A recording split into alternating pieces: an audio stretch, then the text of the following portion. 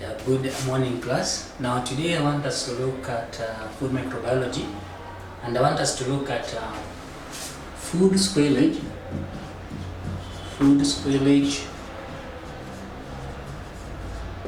and contamination.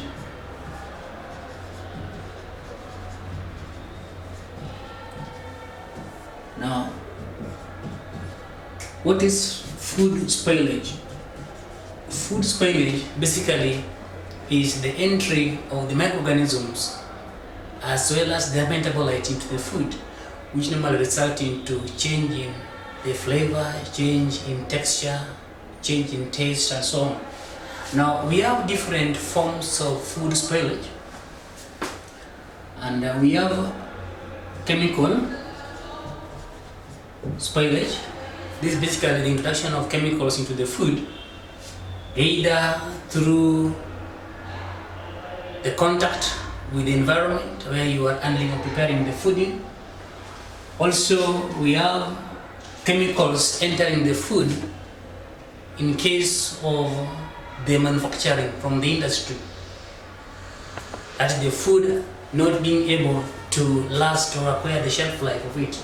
Then also we have number two, another form of food spoilage is biological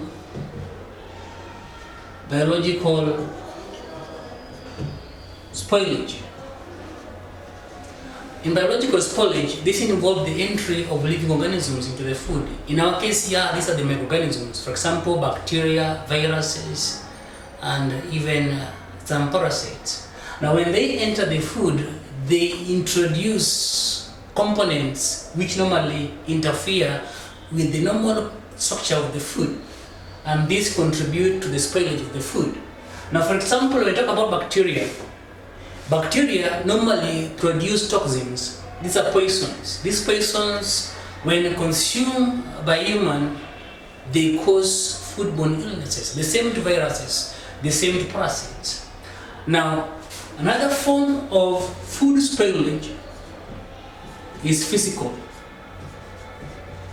spoilage. Physical spoilage. Now, physical spoilage basically involves the contact of the food with the environment. For example, it can be the utensils they use in making the food, or air falling to the food as you prepare the food. That's why it's very important to cover the air.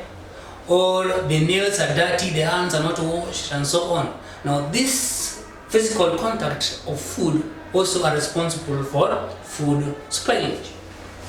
Now, we also have food contamination.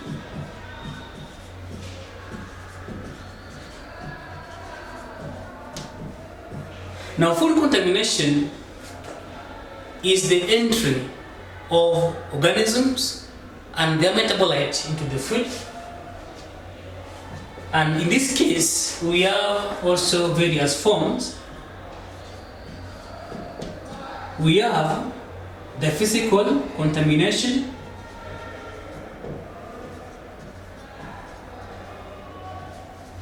we have chemical contamination,